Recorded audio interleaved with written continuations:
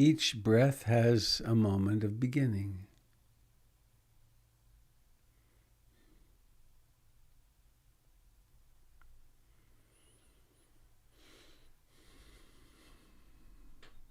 And this moment of beginning is quite separate from its rising to fullness.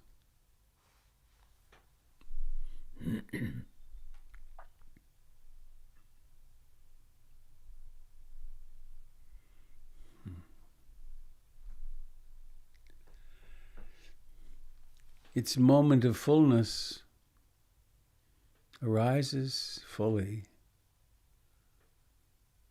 then vanishes.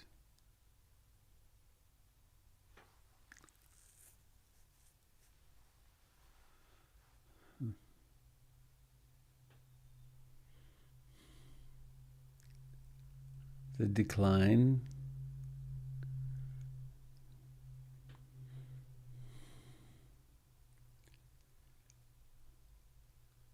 decline is over when ending happens.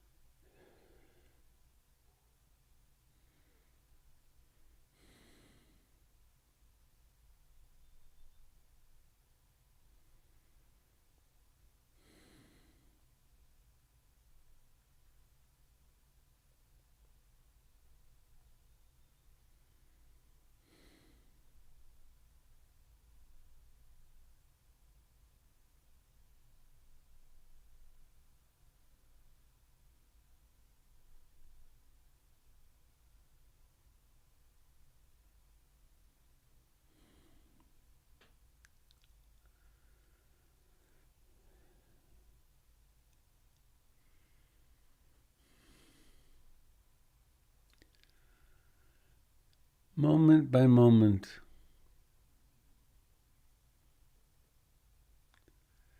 we cultivate. We bhavana is the term in Pali. We create, we bring into being mindfulness and curiosity.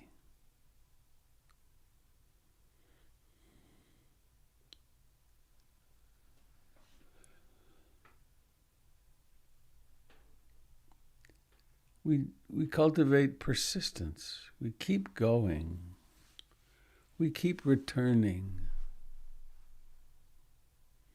to practice, returning to community.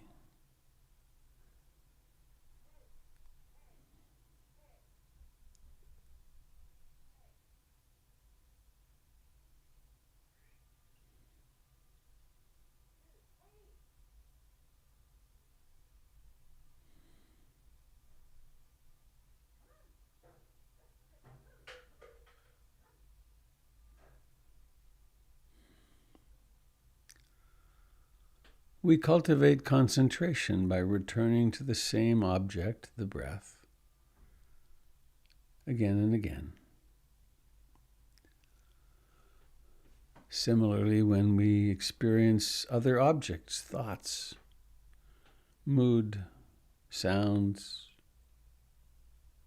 memories, we cultivate momentary concentration.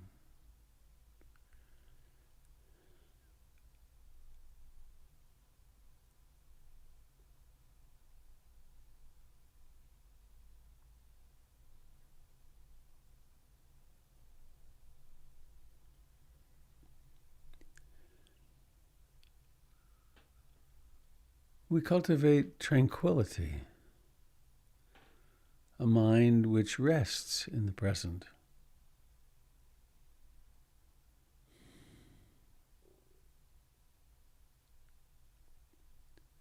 we cultivate equanimity. A mind that is no longer so perturbed by whatever arises. It doesn't get so caught in wanting, or not wanting, not wanting.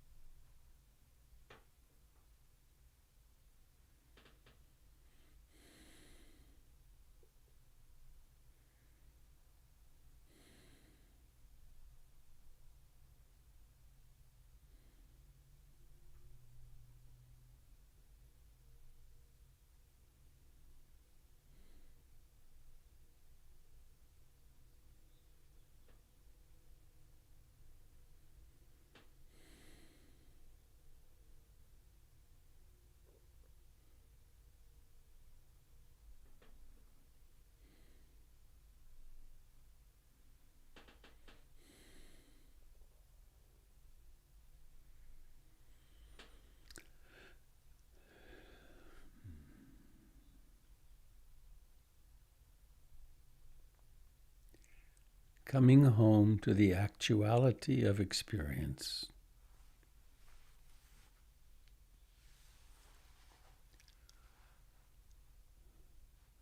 Let's not settle for living in the dreams, in the fantasies and the reactions.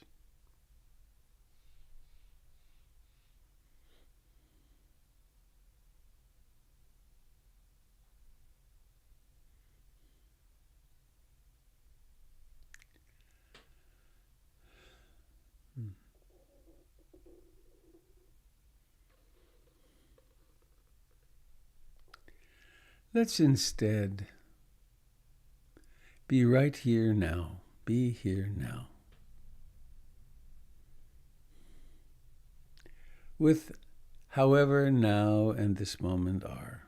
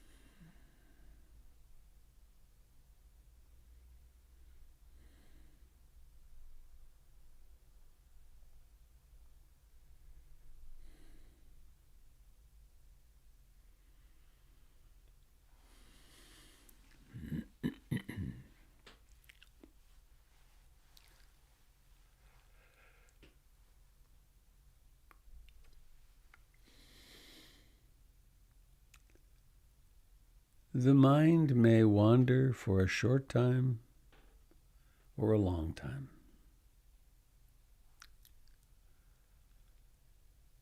And it really doesn't matter.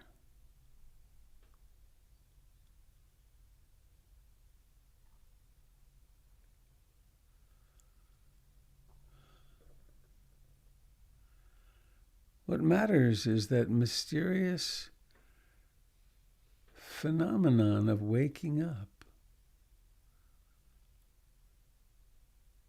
of noticing this moment right now.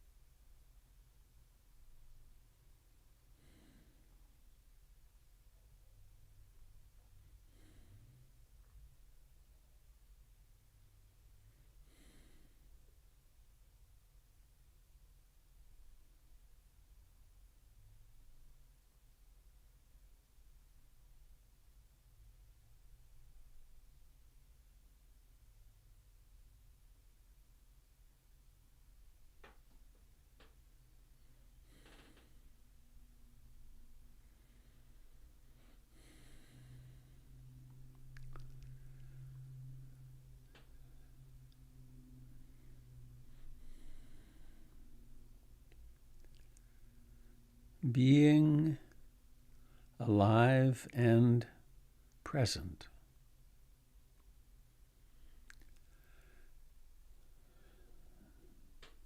is the next evolutionary stage of human beings.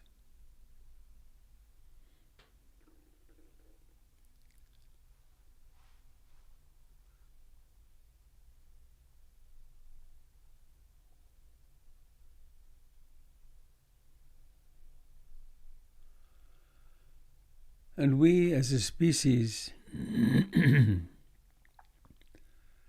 are challenged right now.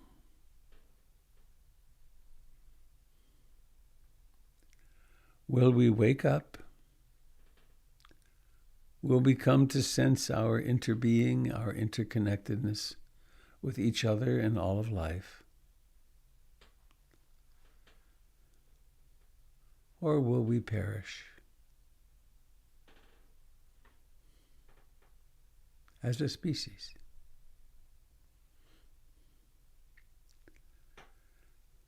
So what we are doing is not merely personal. It's not just, I want to wake up, I want to suffer less.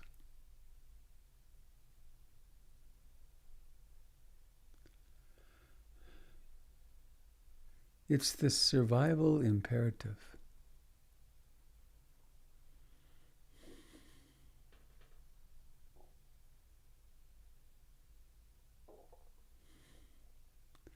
And so when we say we practice for the benefit of all beings, it's not just a turn of phrase. It's actually a truth.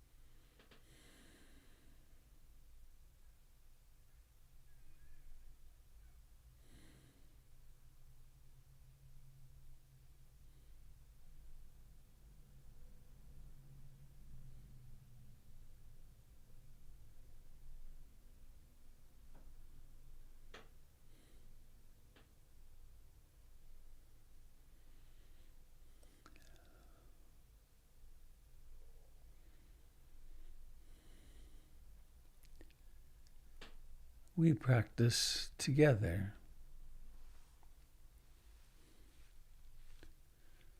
Early in the morning.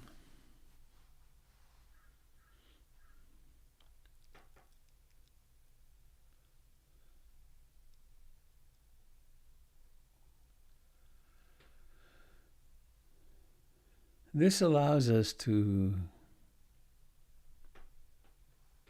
clarify. What state did I come out of sleep into? To clarify perhaps our intentions for the day.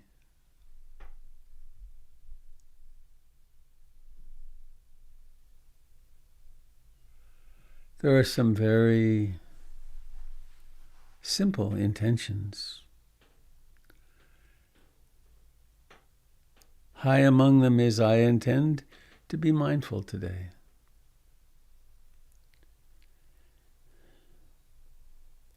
Maybe to slow down by 5% when I walk.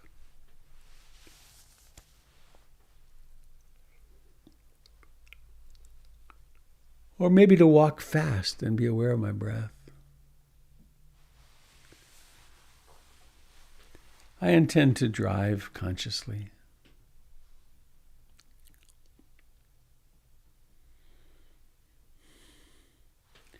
Whenever the phone or the computer are with me, I aspire to pause and take a deep breath from time to time.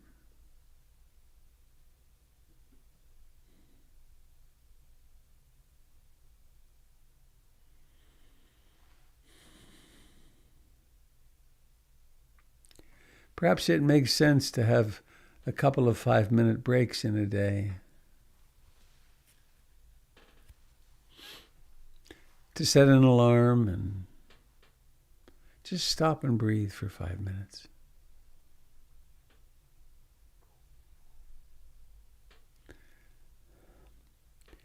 Maybe there's a letter or a phone call of gratitude that you've been meaning to send, but could do today in a few minutes.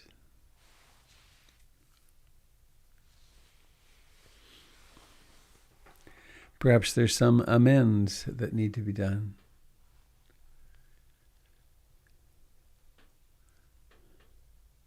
Why not do it today?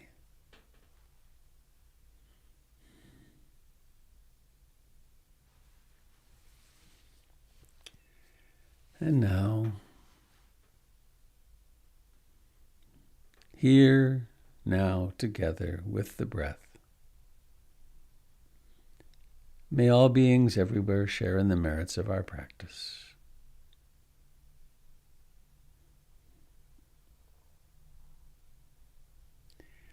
May we leave behind us in all our interactions a wake of care and concern.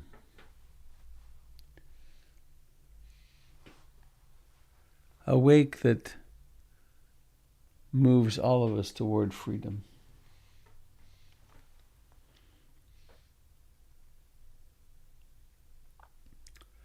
And let's now notice the aliveness of the body where it touches the chair.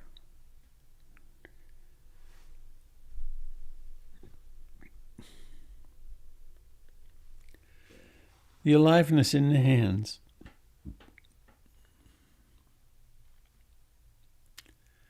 And then very mindful, very present, requiring no tension. Aware in the eyes.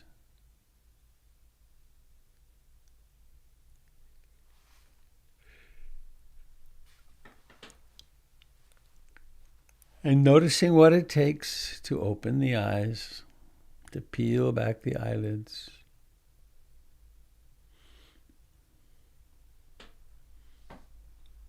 Seeing. And it is seeing each other.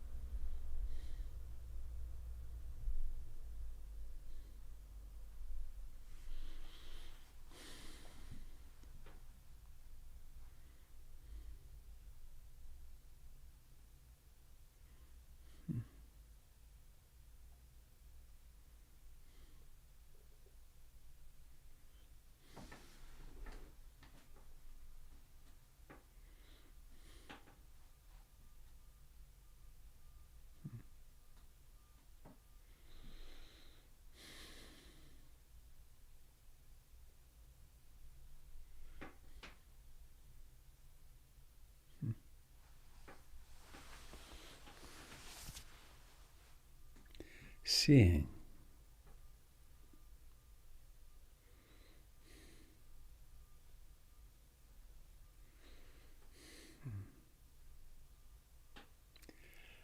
Well, I do have an announcement that I've forgotten until this morning, which is that I will not be here tomorrow, Saturday, but also Sunday morning. Kendall Summers is teaching in my place at 10 o'clock at PIMC. Very strange to have a Sunday when I'm not teaching. I've been teaching on Sundays for so long. We're going to make some family plans, I think.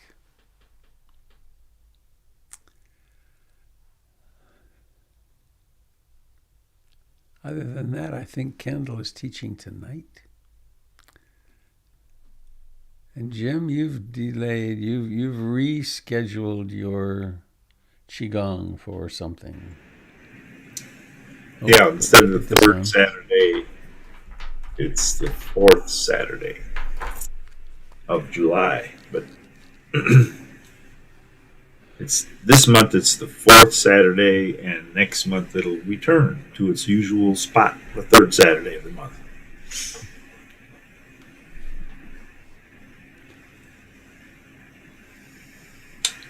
So that's what I have.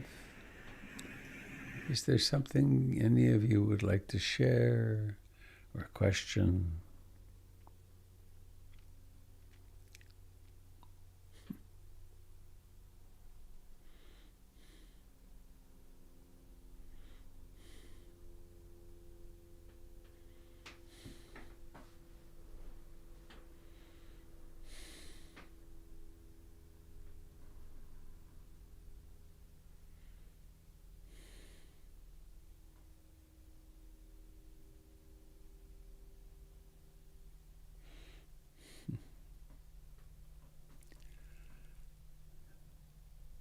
I took a little leap of faith in the last 24 hours.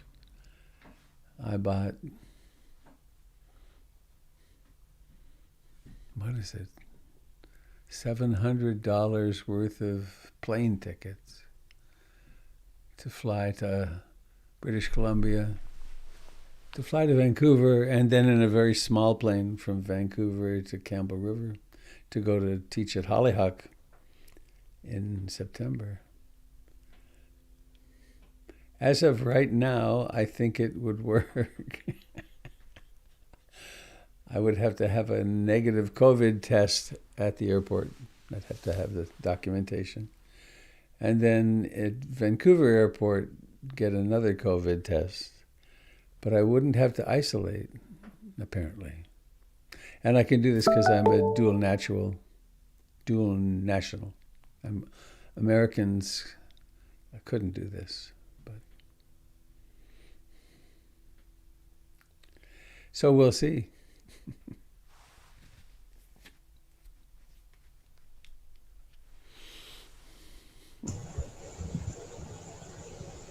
Good morning, Robert. I hear a voice. Eileen. Would you wave, Eileen? Hi. Oh, there you are. Good. Yes. Thanks. Good morning, Sangha. I have a question that I started thinking about yesterday, and then you brought it up again or triggered it again. And I was listening while I'm always walking around town, so I was listening to the audiobook Aware by Daniel Siegel. Which just happened to be about my question to some degree. So my question is, what is the distinction between what we say mind and the brain? Because what comes to me is that Buddha seemed to understand neuroscience before it was, many, many centuries early. So did the people who did shiatsu and all that stuff. And so now that with neuroscience, they can actually, they know by whatever process where it lights up on the screen. They know when like the vagal system and the parasympathetic and the amygdala and all of that. And these are the things that, and one of the things that Daniel Siegel said is he's coming from a Buddhist perspective, but then he said, and science would say that we're strengthening the connections between the brain through concentration, da-di-da. So that's my question. What could you state the question again? Yeah, what is, I don't think it's just semantics, or I wonder, is it semantics? Are we talking about the brain? Is awareness another, evolutionarily, is that awareness the brain function? Like when we talk about mysterious, is it the brain that's mysterious? Because we still don't know enough about it. Is everything that we call awareness?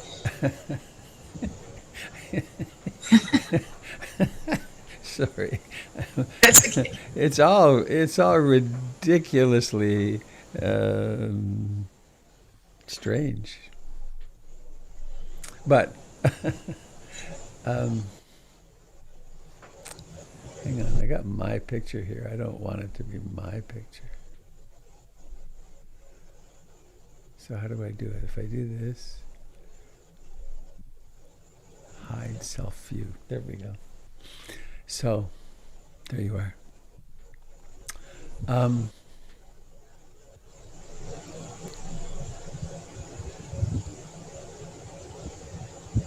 Human beings have known, at least since the time of the Buddha,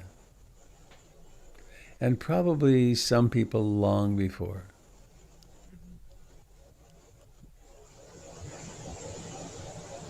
that it's possible to train human consciousness in such a way that one realizes one's interbeing with all of life, and that one could say one escapes from the prison of identifying with one body. Another vocabulary we could use that I really like is that one can train the heart, consciousness, awareness, in such a way that one really learns what love is. And that one then becomes a more loving and compassionate person, and then it changes the world around us, around one. The Buddha wasn't in the least concerned with neurotransmitters or what part of the brain was functioning when. He left that for modernity, when we have instruments that can measure what's happening in the brain. So, and I am not well versed in the brain mindfulness science world. I did read a little bit of it a while back, and it actually held little interest for me. It doesn't mean it can't be interesting for someone else and very helpful for someone else. However,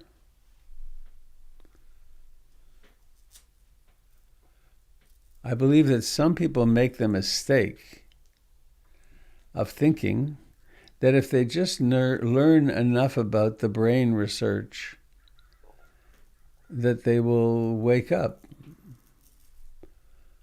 And I don't think that's true. I think it's another realm of intellectual research and knowledge, which may turn out to be very helpful. And certainly is useful for some people who need to be convinced intellectually that meditation might be useful to them. But when I guess maybe getting too far afield here, but My own view, and I recognize it to be a view, is that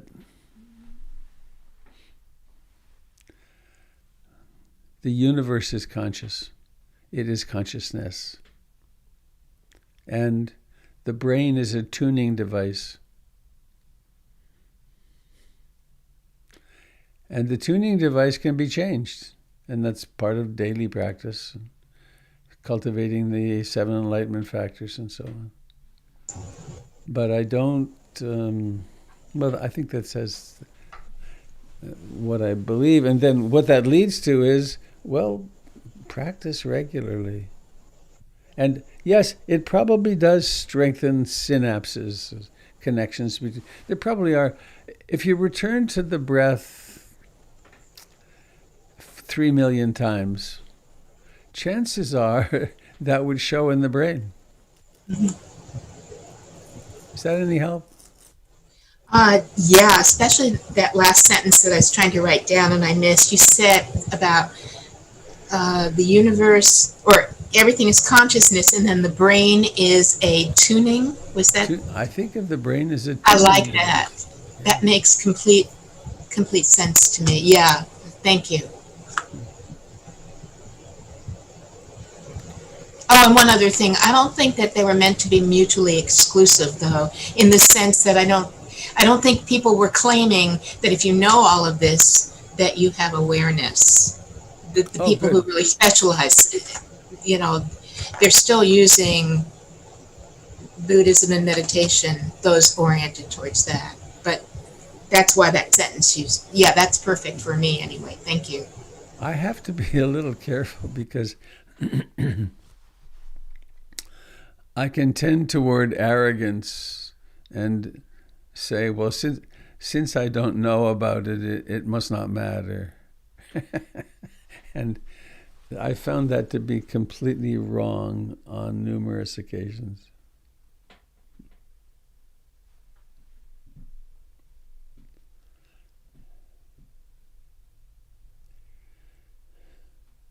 I do think that awareness is mind-boggling. How does it happen? I have no idea.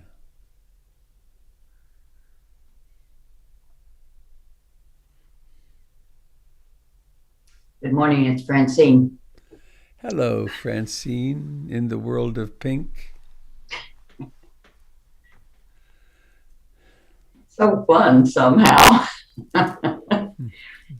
I just have a comment, not really a question, unless someone else wants to jump in on this. Robert, you said the term this morning, sitting is or awake, becoming awake is a evolutionary imperative. That yes. Really, really. Well, it really struck me as maybe an opening into a greater vision of why I come back to the chair day after day after day.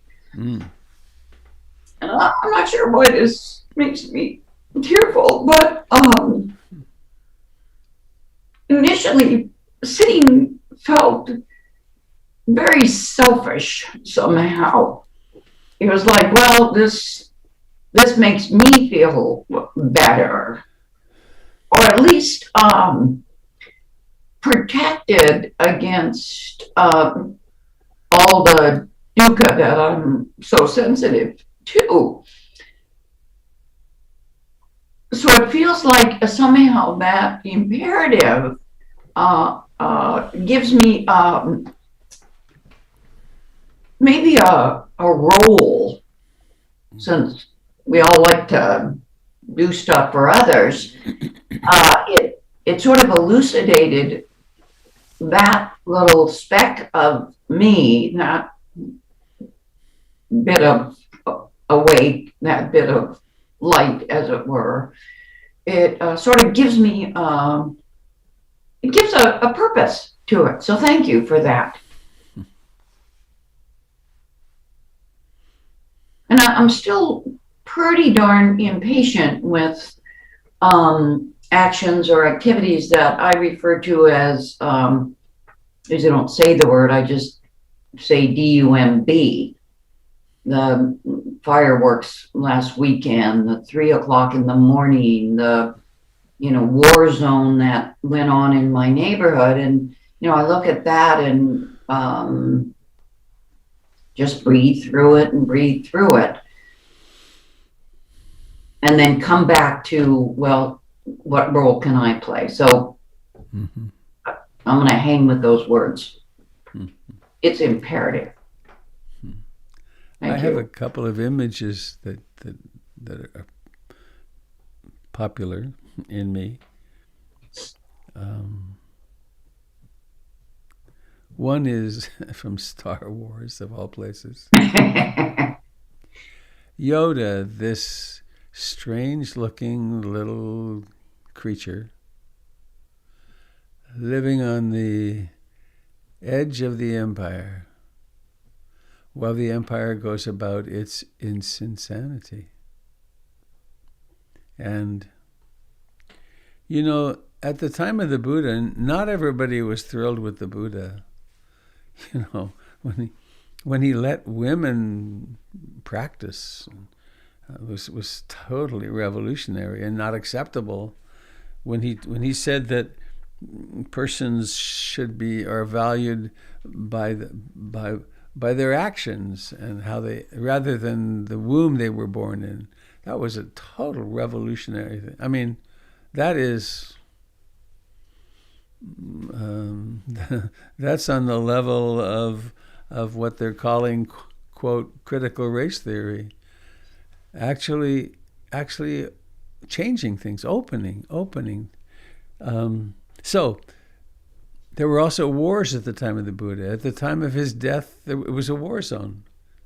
He was traveling through a war zone when he died. So. More importantly, perhaps,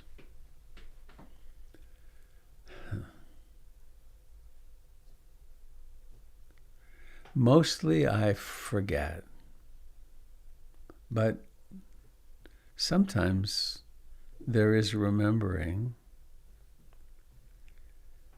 And I'm going to say this as personal to you, Francine. You are one of a kind. Ever. Billions of years have passed, and somehow or another, you have emerged. You're here. And you have a unique possibility to take responsibility for the little bit of the universe that you are and become conscious, which is the universe becoming conscious as you. Now that makes me teary, right? Because that's true for every single one of us. A big job in a way. Well, fortunately, we only have to do the part that is ours. And we can't do anybody else's. We can't wake up for anybody. You can't even in a marriage or an intimate relationship wake up the other person. All we can do is develop our own integrity, develop the 7 enlightenment factors. And that's an amazing project for a lifetime.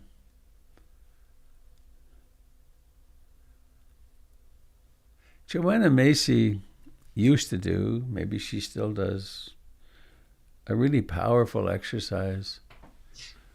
I forget how long, it might have been more than a day. No, she wouldn't do it that long. But anyway, we opened up as individuals and in a group the hopelessness and despair. We talked about nuclear weapons and environmental collapse and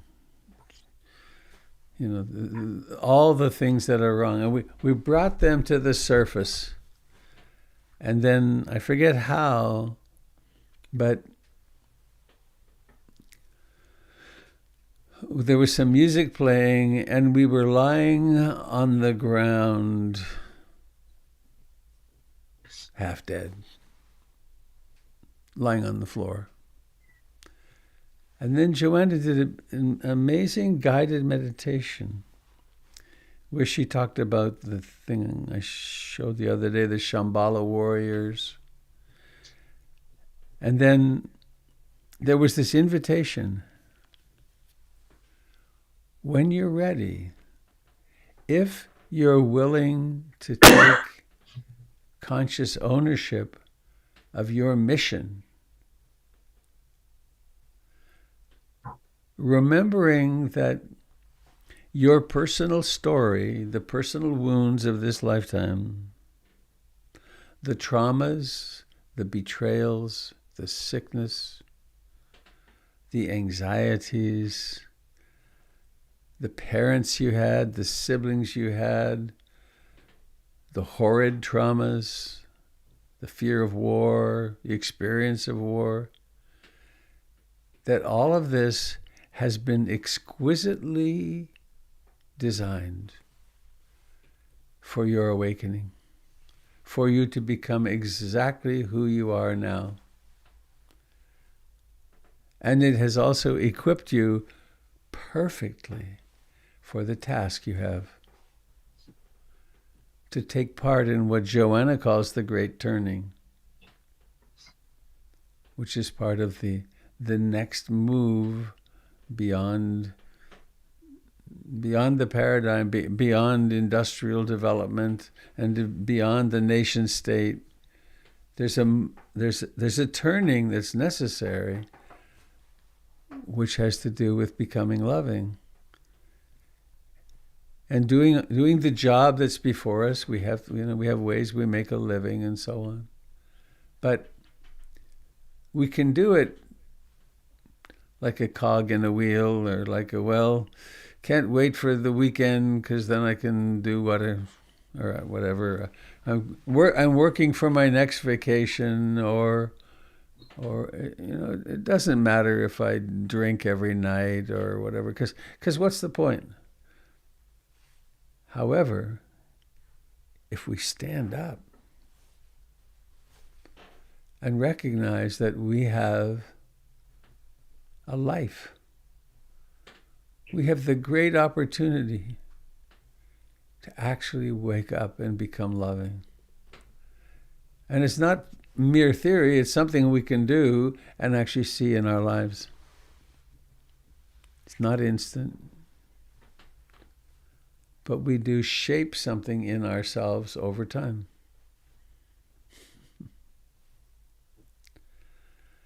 So that's what I think about that.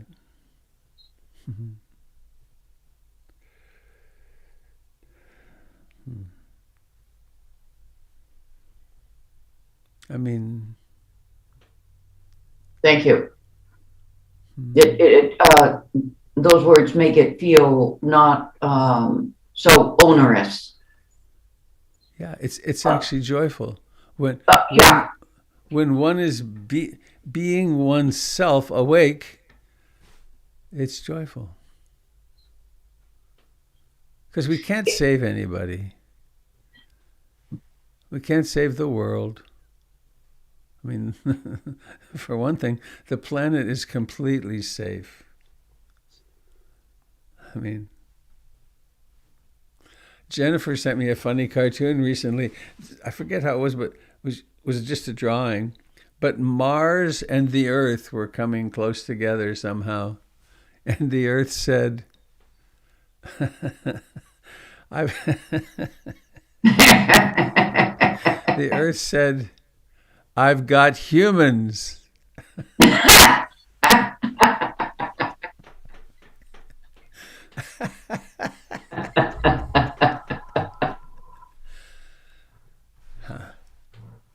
Well, there. Well, it certainly it eases the path to take life that moment to moment, which means being present that moment, that moment, that moment.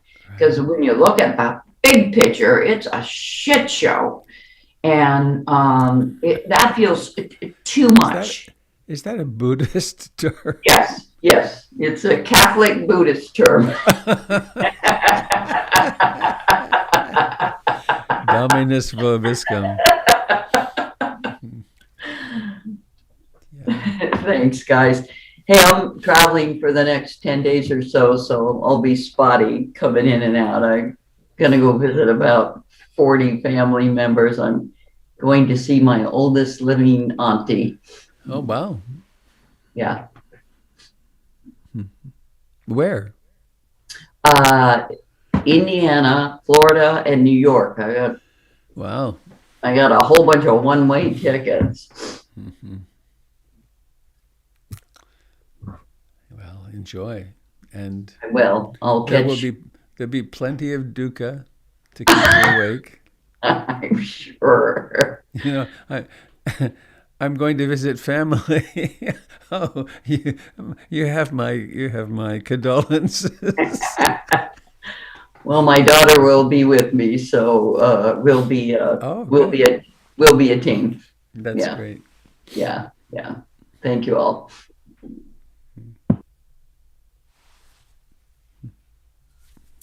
Well, how are we doing? Oh, 8:15. Anybody got anything you'd like to share? Hi, Robert. It's Birch up in Salt Spring. Hi, everybody. Hello. Thank you for your practice. I'd just like to pick up on Francine's theme a bit. I was in a meeting yesterday, and the topic was no mind and not knowing mind. And I've been reflecting. I read a document through the Government of Canada. The context here, 2 universities about the research imperatives over the next 15 years. And I had this experience of not recognizing the world that the government is suggesting we're heading towards. It was quite startling. Huh. And so, in the sense of not knowing mind, in a way that's not about dismissing the experience, obviously, but this notion of intimacy with uncertainty. Mm. And I mean intimacy in a very holistic sense that includes like that life force, that vibrancy, that the pain, the horrors and the joys. But I just wonder if you could say a little bit more about how to cultivate intimacy with uncertainty. Oh boy.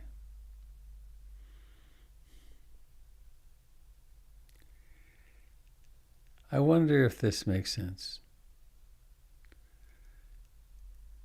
Everything is uncertain. And so the practice of mindfulness is, in its essence, awakening to the uncertainty. One of the terms, I bandy about all the time, the truth of anicca, impermanence. And one hears different synonyms for impermanence. One is contingency, another would be uncertainty, instability. And so as we develop a mind that attends to the present moment, we will come face to face with uncertainty all the time. Because we will see the world dissolve before our eyes again and again. We think it's going this way and then changes. And that practice, the practice of don't know mind, when I think of that, is the practice of sitting in simple presence. There's nothing to know. There's just what appears in the dance of consciousness in this moment. And I don't know what's going to come next.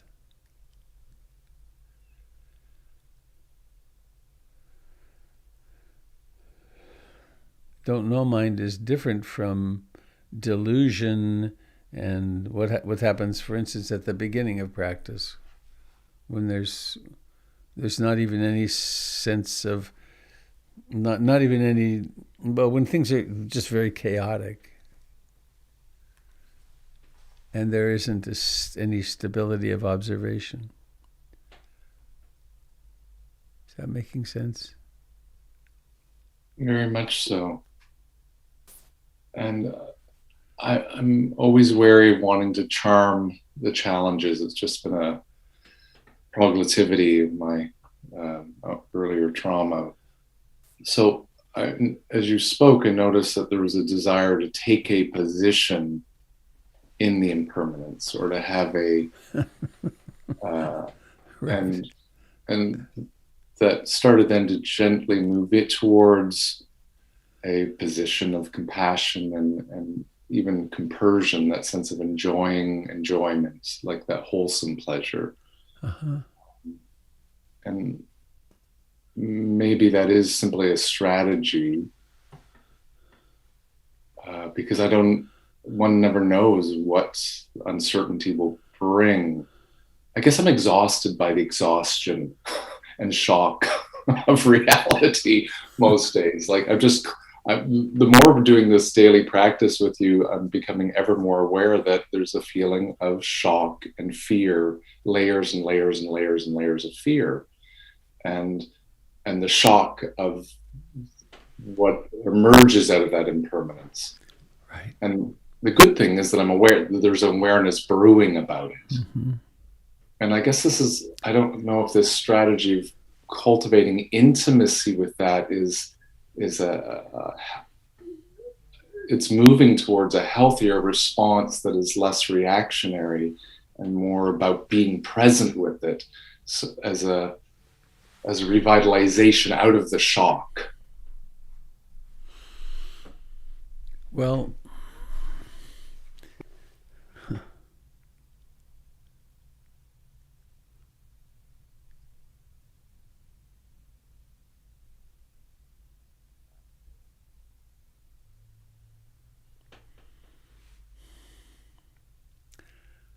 seems to me like we have various strategies that we use. They become more refined. They become maybe more wholesome. And then at some point, they all just dissolve.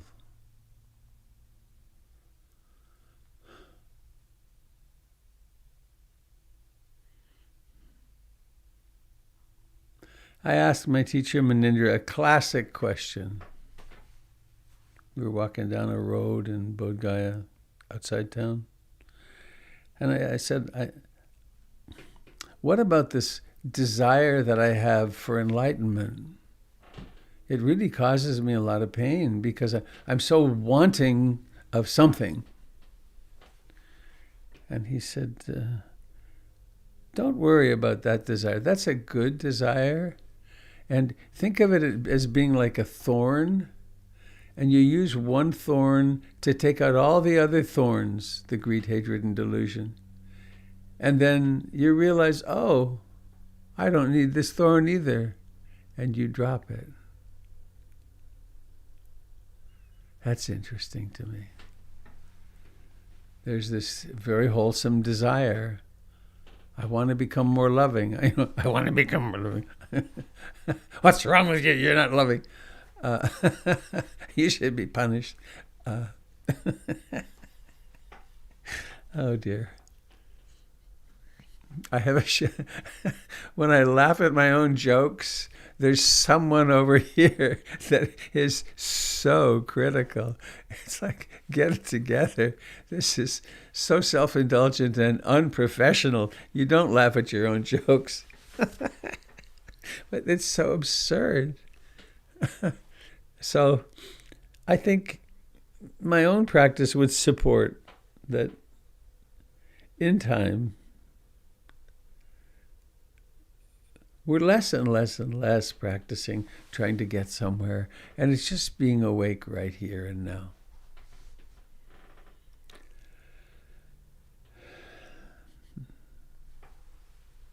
Thank you for that very beautiful inspiration.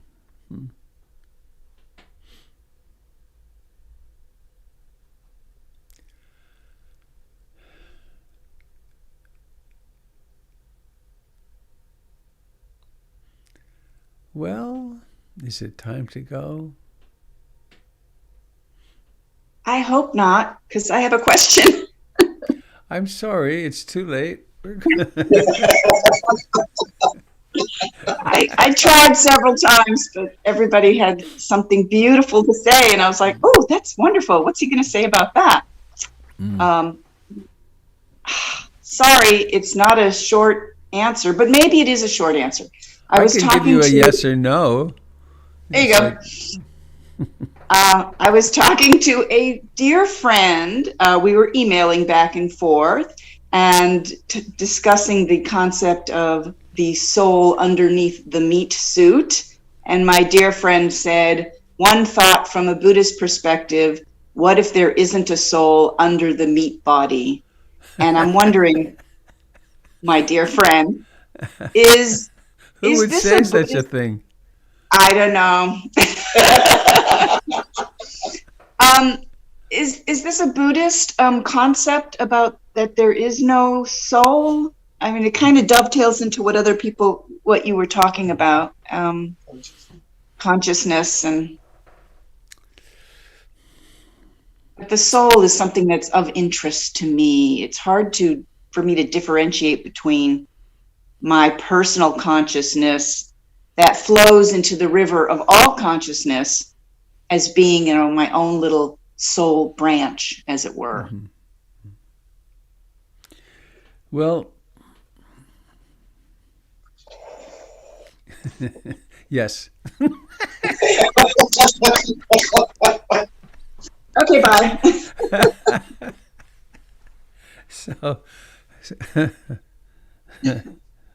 So the Buddha was born into Brahminical Hinduism, where there is the Atman, the personal soul, and there is Brahman, which is God. And the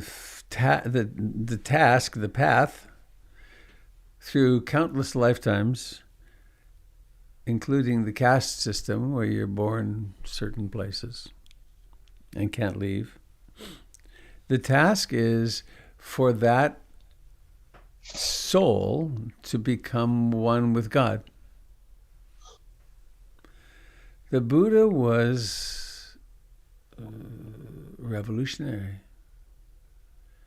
His teachings were really different.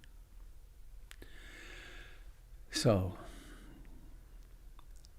you'll remember in the first step of the Eightfold Path, it's wise understanding. And that's where the worldview is articulated. And first thing is the Four Ennobling Truths. Are they true? Does that work? The second one is the law of karma. Do actions have results? And these are not to be believed, they're scientific hypotheses. And then there's the three characteristics of existence. When we talk about insight meditation, the insight is into the three characters of existence and the law of karma and the Four Ennobling Truths. So a wise person, in the Buddhist view, has tested deeply and come to rest in the truth of these hypotheses. So hypothesis number one,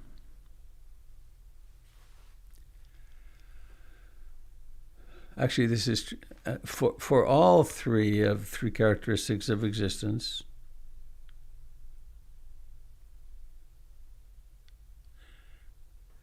Train your mind. Train the mind. Train the mind until it becomes a Hubble telescope. Speaking of which, is the Hubble still broken? Anybody know? It died the other day. Oh. There's a problem with one of the main computers. Shit. Anyway, develop a mind that's like an electron microscope or the Hubble, that's capable of really observing. You know, they sometimes would park the Hubble. It's a little hard. I hear myself half a second later in these stupid things. However, they park the Hubble and have it watch one place in space for a week. And they'd gather all the energy that came from there, all the light. And then they'd make those amazing images. And when they parked it and did that with the darkest place in space in the southern hemisphere, what did they find? Thousands of galaxies. So, develop a mind which can be concentrated and aware, which can have mindfulness, curiosity, persistence, joy, concentration, tranquility, and equanimity. Now, this is a fine research device, right? Let me now watch, attend to, and I pay attention to the body, the feelings, the mental formations, consciousness. Can I find something that lasts?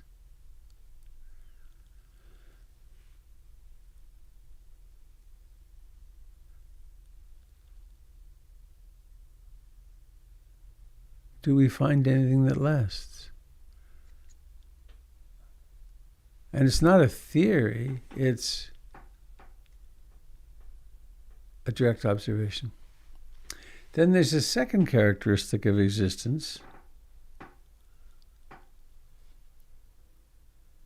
Anicca, dukkha, the first thing the Buddha taught.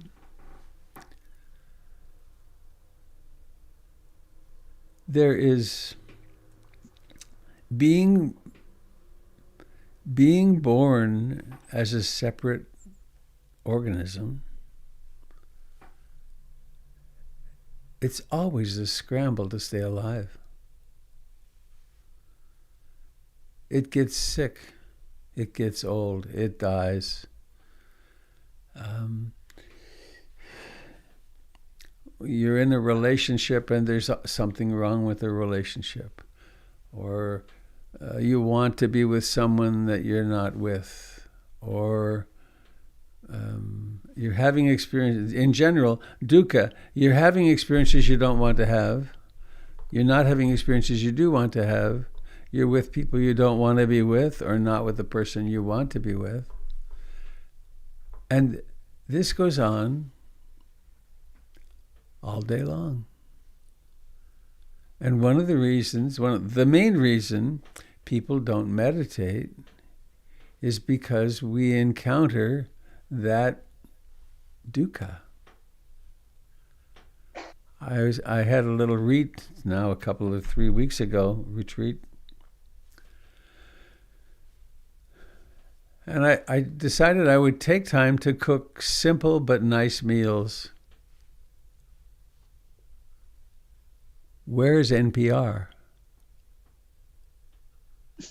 Well, I'm not turning that on. Well, this is boring. It's not very interesting. sitting down to eat, well, this tastes okay, but where's the beef, so to speak? And so one of the questions is it true that your life is permeated by dukkha? And this is the part of the teaching where people say, oh God, Buddhism is such a downer. But maybe it's a way of facing the truth. That we have many what would you call them? Consolation prizes, pleasures, and they're all impermanent. So that's the second ennobling truth. That's the second characteristic of existence. And now, the jewel at the heart of the Buddhist teachings, it's called anatta. And it literally translates as anatta, which says not soul. That's interesting, I think. So, one could speak along. There's lots and lots and lots of books about this.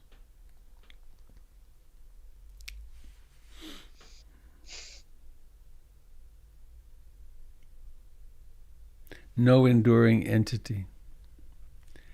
And then there's the test. Have you noticed how unstable, quote, your moods are? Have you ever noticed that you're in meditation and it's real quiet, and then a thought thinks itself? And it's obvious to you, to that which knows, I didn't intend to think that thought, which is another thought. And so there's a humongous relief in recognizing that there's not someone in here who's going to get it all together. There's not someone in here to improve. And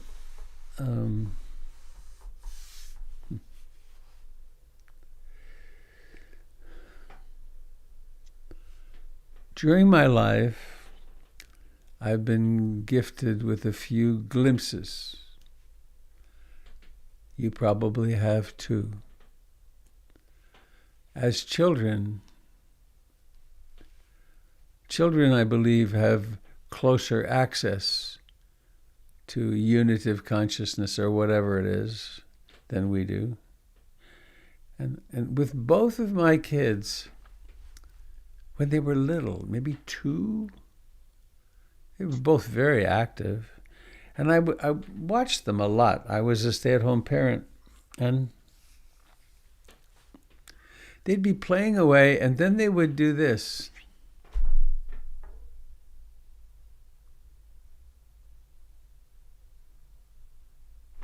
And then they'd play again. And I got worried. I think, are my kids having a little mini seizure? What's happening here? And I never know what was happening. But my hypothesis is they were just going out of having a self. They were just parked. Another thing that enters into my thinking about this, in my early 20s, I went to Australia. I worked on ships. I worked on a ship and went to Australia. And I worked around the country. I worked as a cowboy, a jackaroo, as they call them, out just outside Alice Springs. And one of the first things that happened was there were brush fires, which they're having now, and humongous things. But anyway, I was assigned 10 or 12 Aboriginal men and a 500-gallon water truck. And we had picks and shovels and fire truck. And so I worked with them there. I also worked with them on the roads, building roads. And they were amazing. These were first generation encounters with modernity. I didn't see this, but I was told by someone I would trust that when they first started showing movies, the kids, the Aboriginal kids, kept running around behind the screen to see where the people were. So anyway, these were men who had been part of the traditional religion. And again, I don't know if this interpretation is accurate, but when we had time off, they would go and sit under a little scrubby bush, hardly any shade, but they would sit there with their eyes open, and the flies were horrendous, as bad as you see them in the movies, and they would just sit there for long periods of time. And if I began to approach them, it was almost as if, and they'd be 100 feet away, 200 feet away, almost as if as soon as I started to move in that direction, they knew. So I didn't know what sense to make of it, but I think that they were simply dissolving into what they called the never never. They were people who had that capacity. I may be wrong. Then, some years ago, I was walking down a gravel road on a retreat on the East Coast, not really, quote, working at meditation, but just walking. And there aren't words for it, but I disappeared. And it wasn't into nothingness, it was into everythingness. And everything is alive, and everything is interrelated. There is no separation between anything. And then it was a tenth of a second or 10 seconds or I don't know how long later, Robert reemerged. And he became this. And so one could say there is something unique about this, and this is its soul, depending on how you want to use that word. But there is nothing enduring about this. This is a manifestation of the all that lasts a few heartbeats. So that was a long description, but anicca, dukkha, anatta are the core, truly the core of the teaching.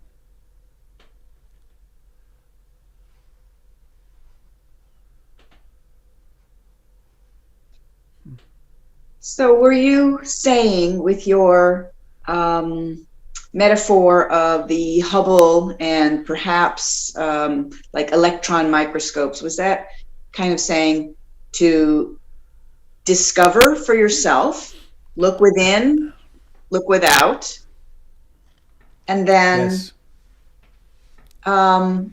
Then you use the example of your children and the Aboriginal people as kind of disappearing from them, from their meat suits, as and in your personal experience as an example of that dissolving back into the one. As kind of an extreme or an example of a breakthrough experience. anatta is obvious moment by moment as well. Let's say the next time you're sitting in meditation, right after we hang up here, maybe.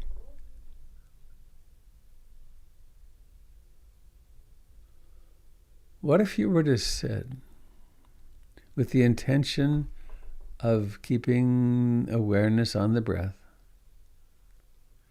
And what if it got real quiet? And then some strange thought happened that you hadn't planned on, maybe something you hadn't remembered in a long time. Mm-hmm.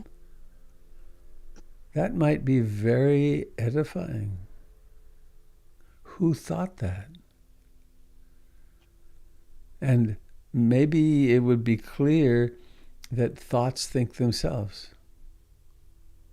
That there isn't someone in there thinking, there's just thoughts. I'm totally on board with that. Yeah. And Thoughts are like that's floating anatta. out. Okay.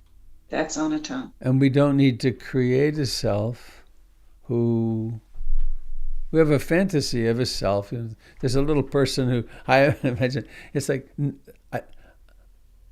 when we bought the center, we had to have a backhoe for a day. We got a little backhoe, and I got to drive it for a few minutes. I was bad at it, but those hydraulic levers are so fun. Well, I think the same thing is true, that we can imagine we have a person in the little seat back here behind the pituitary, and they're driving. But are they? Or is it driving itself? Well, what if there's a little person behind a little person? Then we're getting very conceptual. Yeah. Yes. Yeah. Metaphorical. I like the metaphor of we're like leaves on a tree, just identifying with our own leafness until we drop off the tree. Right. Thank you. Oh, you just turned off your picture.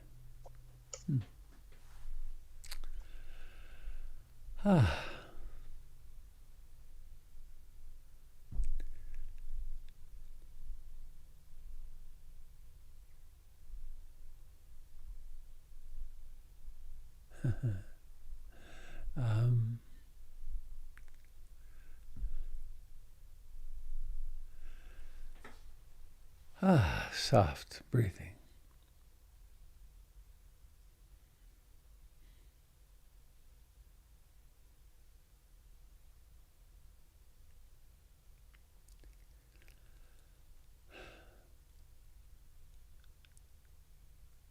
Please don't believe me.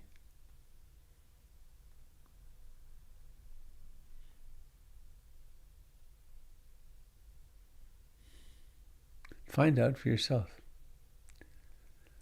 The entirety of the Buddhist teachings is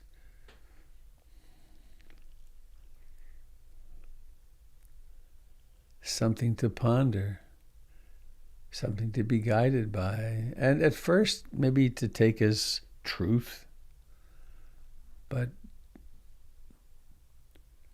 truth really is only in our own experience.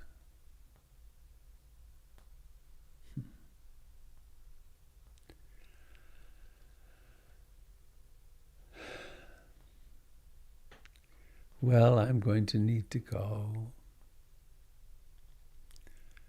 Thank you all for your beautiful questions, and I'm so, it's a privilege, boy is it a privilege, to play this role, and I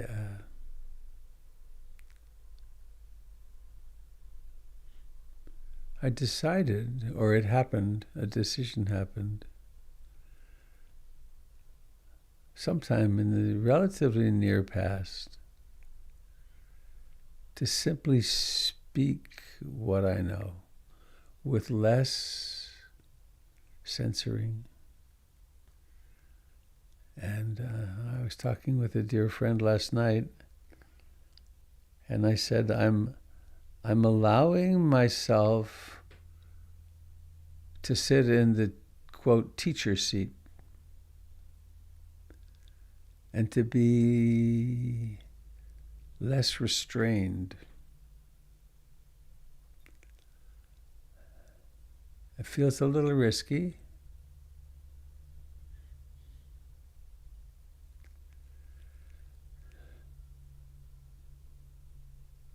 So I'm grateful to you for your questions and your listening. And I hope that the responses that happen are more helpful than hurtful. Thanks. Thank you for all your questions. Thank you, Eileen, for your question. All right. Let's end with Bhavatu Sabe Mangalam. And please unmute so we can have our joyous cacophony. May all beings be happy. May all beings be happy. May all beings be happy. Sadhu, sadhu, sadhu.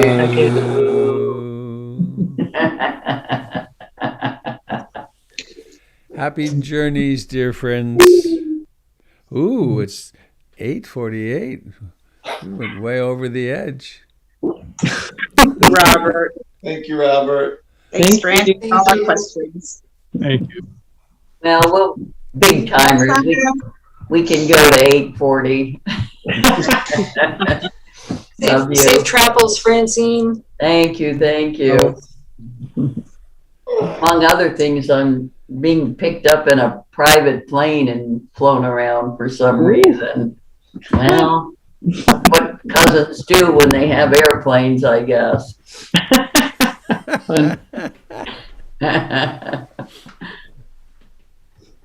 Have a good one. Bye-bye. Thank you, Robert. Thank you, Eileen. I'm really grateful that you're here. Thank you. Check your email. I will. Okay. All right. Have a good couple of days of family time. All right. Bye, Okay. Tamara. Bye, Robert. Thank you. Thank you, everybody. Bye, Hal. Bye. Bye. Here I Thank go. you, Kim. Prepare for the leap to hyperspace. Oh, hurry up. I have to get ready. Are you buckled in? Yeah, I love this part. Here we go.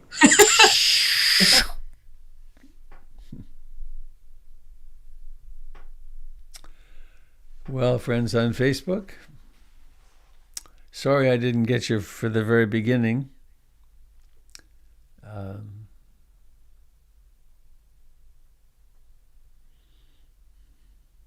May you have a fine, mindful day.